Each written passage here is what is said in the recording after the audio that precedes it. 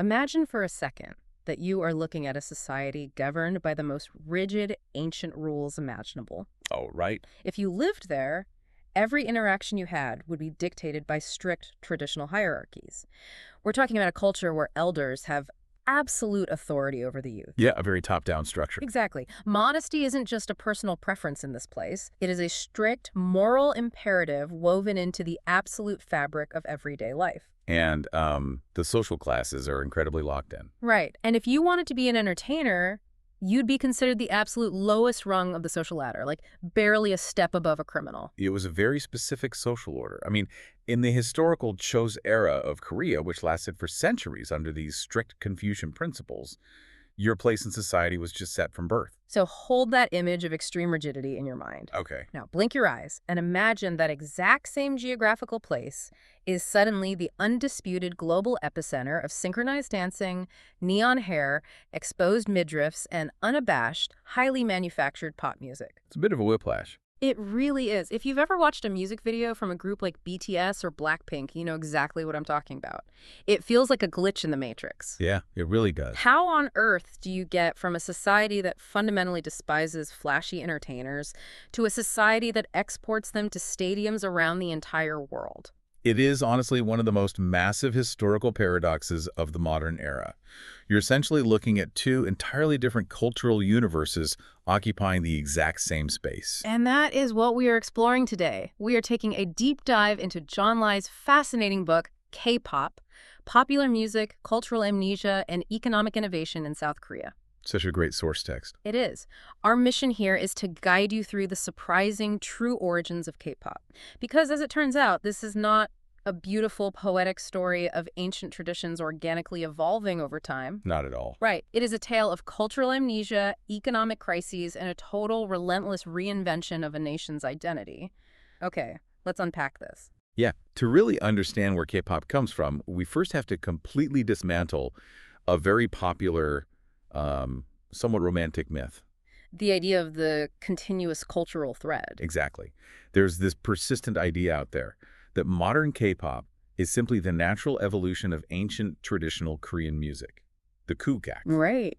But the reality is that modern South Korea has largely erased its deeply Confucian past. Right. Musically, it just doesn't connect. I found this part so fascinating in the source material because I just assumed there would be some, musical thread linking the past to the present. Most people do. But traditional Korean music was completely segregated by class, right?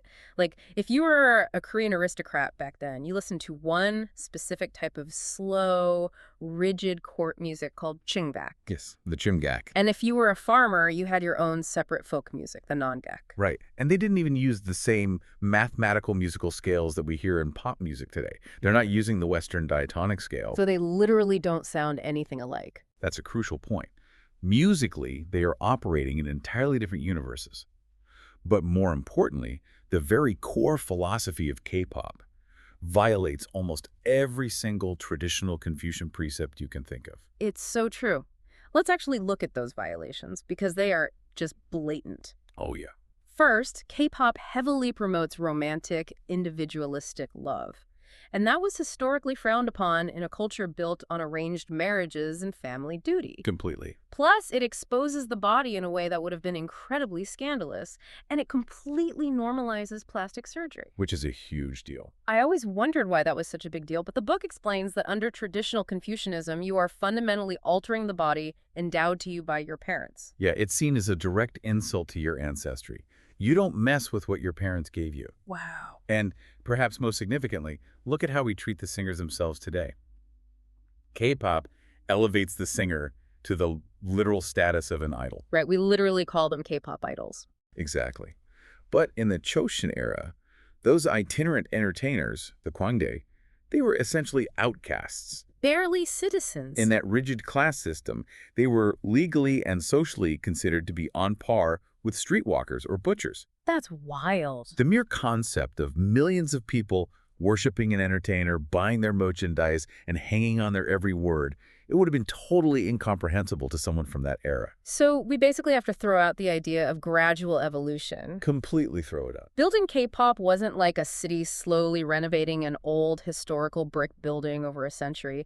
It was like They bulldozed the lot entirely, poured fresh concrete, and built a hyper-modern neon skyscraper in its place. That's a really good way to put it. But that leaves me with a huge question. You can't just have an empty cultural lot for decades. If the traditional culture was bulldozed, what exactly filled the musical void before K-pop arrived on the scene? What filled that void was the sound of foreign empires. Oh, wow. Okay. Yeah. The destruction of that traditional Chost order wasn't really an internal choice.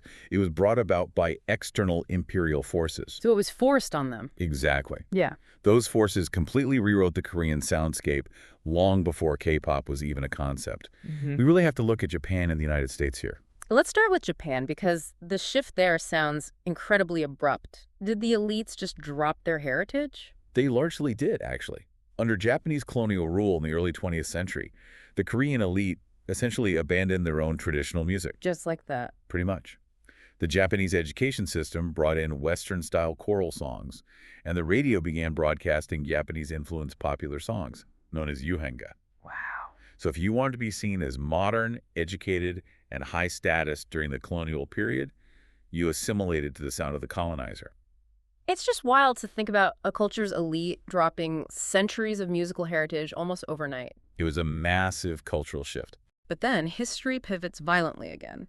We get the liberation of Korea at the end of World War II, immediately followed by the devastation of the Korean War. Right. And suddenly, the Japanese influence is replaced by a massive American military presence. And with the American military came a tidal wave of American culture. Hundreds of thousands of GIs were stationed there. And around these U.S. military bases, these massive camp towns sprouted up, right? Exactly. And the South Korean musicians working in those towns were desperately trying to survive in a post-war economy. To make a living, they had to play exactly what the Americans wanted to hear. So they're basically learning entirely new genres by ear. Yes, exactly. The void is now being filled with big band music, jazz, and American lounge pop.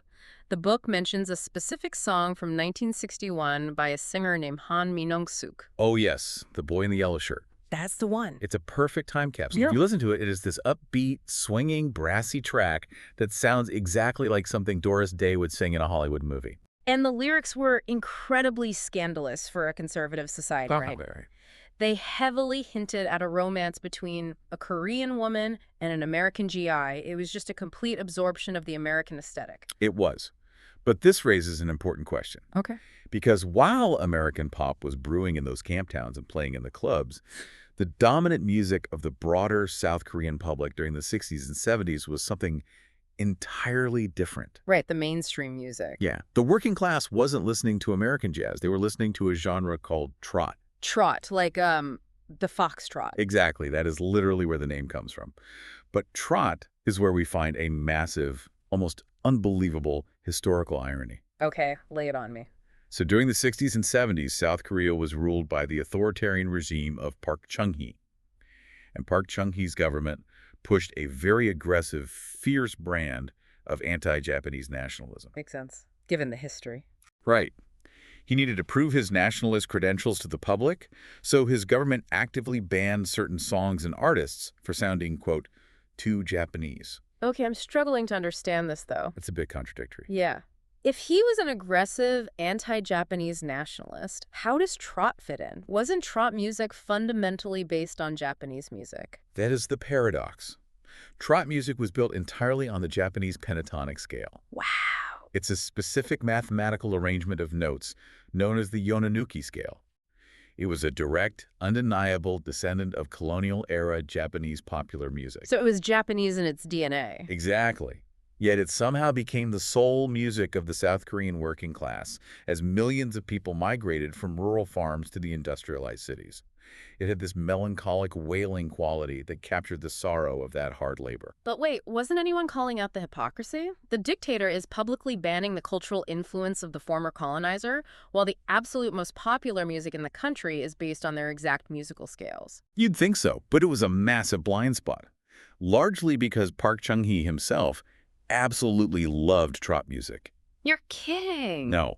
He would frequently invite famous trot singers, like the legendary Yi Mi-ja, to perform privately for him at the presidential residence, even while his government was censoring other media. Oh, the irony is just, it's thick. It really is. Okay, so picture the cultural landscape. You have the older generation, the factory workers, and the government completely locked into this melancholic, Japanese-influenced trot music. Right. It's slow, it's sorrowful, it's conservative. But beneath the surface, the South Korean economy is starting to boom.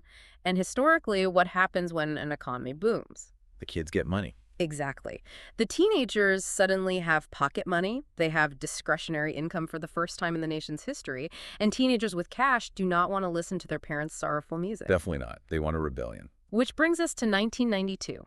This is the exact moment the DNA of modern K-pop was forged. It really was a turning point. And it required a violent generational rift to completely sever ties with that older trot-listening generation. A total break from the past. Here's where it gets really interesting. Let's set the scene for the listener. It is a televised talent show in 1992. Right. A group of 3 young guys called Seo Taiji and Boys gets up on stage to perform their original song, Nanareo, which translates to, I know. And you have to picture the judges sitting at the desk. Right. They are middle-aged, conservative music industry professionals. Right. Their entire careers have been steeped in trot and slow, melodic ballads. And they watch this performance, and they are utterly baffled. They give Seo Taiji and Boys the lowest possible score on live television. It is brutal. They essentially patronize them, saying, you know, we don't understand the melody, it's just noise, this isn't real music. But they completely misread the room. Oh, they completely missed the cultural shift because the teenagers watching at home absolutely lost their minds. It was instant. To give you an idea of the impact, that debut song stayed at #1 on the charts for 17 weeks and sold 1.7 million copies. It's as if the music industry executives had built this massive factory solely to produce slow, romantic, black and white movies, and suddenly the audience only wanted to buy tickets for neon-colored action blockbusters. That's a brilliant analogy. The executives had to completely retool their assembly lines overnight because Seo Taiji proved that South Korean youth finally had the purchasing power to dictate popular culture. They effectively rendered the older generation's taste obsolete in a matter of weeks. Gone. The opinions of those middle-aged judges didn't matter anymore because the kids had the cash to buy the records. Yeah. And what Seo Taiji introduced was entirely alien to the South Korean mainstream at that time. It was American hip-hop, it was rap, it was breakdancing. I mean, they were wearing baggy clothes and bucket hats. And critically, he completely destroyed the Japanese pentatonic scale's grip on the country. He brought in Western pop and hip-hop structures. Which was huge. Huge. He also fundamentally shifted the visual aesthetic of what a male performer was supposed to be. Oh, tell me about that. Well, before 1992, the ideal male singer in South Korea was stocky, robust, and very traditional. He stood still at a microphone stand and sang. Right, very stoic, very grounded. Exactly. Seo Taiji introduced an androgynous urban look. He was thin, pretty, and dynamic. He wasn't standing still. He was throwing his body around the stage with complex choreography. A total rejection of that stoic Confucian ideal of male restraint. Exactly. So Seo Taiji bulldozes the crot landscape. He conquers the domestic market and shows the entire industry that teenagers are the new financial center of gravity. But K-pop today isn't just a Korean phenomenon. Right, it's a global one. And according to the book, it took a completely different kind of national crisis to force this new youth music out into the wider world. Yeah, if we connect this to the bigger picture, we have to look at the macroeconomics of 1997. A very dark year. Very dark. This was the year of the Asian financial crisis, which is widely known in South Korea as the IMF crisis, because they had to get a massive bailout from the International Monetary Fund. The national economy essentially collapsed. People were losing their jobs, their savings, their homes. It was devastating for the country. And what it meant for the burgeoning music industry was that the domestic market could no longer sustain them. Teenagers suddenly didn't have the allowance money to buy CDs anymore. Exactly. The record labels were facing bankruptcy. So South Korea was forced to look outward. The government and the corporations realized they had to rely on cultural exports to survive. They had to sell to other countries. Right. And these new entertainment companies looked at Seo Taiji's vibrant youth music and realized it could be transformed into a highly engineered, manufactured global product. And this is the birth of the modern idol trainee system. You have companies like SM Entertainment, founded by a visionary executive named Lee Soo-min, stepping in and essentially corporatizing the rebellion. Corporatizing the rebellion is the perfect phrase for it. I find this dynamic so fascinating. You look at a group from that era, like H.O.T., and their massive 1996 hit Candy. Oh, classic. The executives took the edgy, hip-hop, grassroots rebellion of Seo Taiji and deliberately sanitized it. They turned it into this completely safe, Disney-fied bubblegum pop package. It was so bright. Yeah, the guys in H.O.T. are wearing these oversized, bright, fuzzy clown outfits, dancing in perfect unison and singing totally unthreatening, happy lyrics. They turned rebellion into a factory product. It was meticulous corporate engineering. Mhm. Because, I mean, if you are going to export a product to foreign cultures, it has to be flawless, and it has to be tailored to the specific target market. And breaking into foreign markets is incredibly difficult. The book gives a staggering example of this with the solo artist, Boe. Yes, this is a perfect example of the new export mindset. When SM Entertainment decided they wanted to break into the Japanese market. Which was huge, right? Oh, yeah. It was the second largest music market in the world, but notoriously insular and skeptical of foreign artists. Okay, so how did they get in? Well, they didn't just send a popular Korean singer over on a plane and hope for the best. They selected a young girl named Boe and invested roughly $3 million into preparing her before she even debuted. Wait, $3 million just on preparation for That's- one artist? For one artist. Mm. And that money wasn't just for singing lessons, you know. It included intensive, immersive language training. Wow. They put her in a homestay with a Japanese family for months. The goal was that she wouldn't just be able to recite Japanese lyrics, she would sound completely native in interviews. Oh, I see. Yeah, she could essentially pass as a native J-pop star. It was a highly calculated, heavily funded export strategy. Which is brilliant because it worked. Boe was a massive success in Japan. And that exact blueprint, finding kids, putting them in dormitories, training them for years in multiple languages, media training, dance, and vocals before they ever release a song that became the standard. It really did. By the late 2000s, this export machine had synthesized into the perfect airbrushed package we recognize today. The formula was completely locked in. You look at the legendary groups from that era, like TVXQ, Girls' Generation, SHINee, and the ingredients are remarkably consistent. They all have that same polished feel. Exactly. You have a foundation of post-Michael Jackson dance pop layered with heady hip-hop and techno beats. And the visual presentation is just incredibly strict. Very strict. They established incredibly rigid, almost cartoonish physical ideals for the artists. Like the beauty standards. Right. The male idols had to be hypermasculine with perfect abs, while the female idols had to be impeccably cute or fiercely stylized, like long legs, sharp features, and nothing in between. Yeah, if you've ever watched one of those music videos, every single frame looks like a fashion magazine cover. It's flawless. And the choreography evolved drastically, too. Yeah. It was no longer just kids breakdancing in bucket hats like in '92. Yeah. It became militaristic. Yes. Highly synchronized movement where all 5 or 7 or 9 members hit the exact same angle at the exact same millisecond. Which brings up a historical irony that I just can't shake. What's that? Well, when you watch K-pop today, it feels incredibly modern. It's flashy, it's colorful, it looks like pure, youthful freedom and rebellion. On the surface, yes. But when you look at the production of K-pop, the way these kids are trained for years in corporate dormitories, the punishing daily schedules, the absolute flawless synchronization of the dance routines, it relies entirely on the militaristic, hierarchical discipline that was instilled in South Korean culture by the authoritarian dictator Park Chung-hee. That is so true. It really is the ultimate synthesis of South Korea's complex history. It's like they took the rigid Opleoli culture. Right, the fast culture. Yeah, that grueling work ethic from the steel factories and the shipyards of the 1970s and just applied it directly to producing pop stars. Exactly. They used the infrastructural mindset and discipline of an authoritarian industrial era to mass-produce the ultimate modern consumer good. It's brilliant in a way. It is.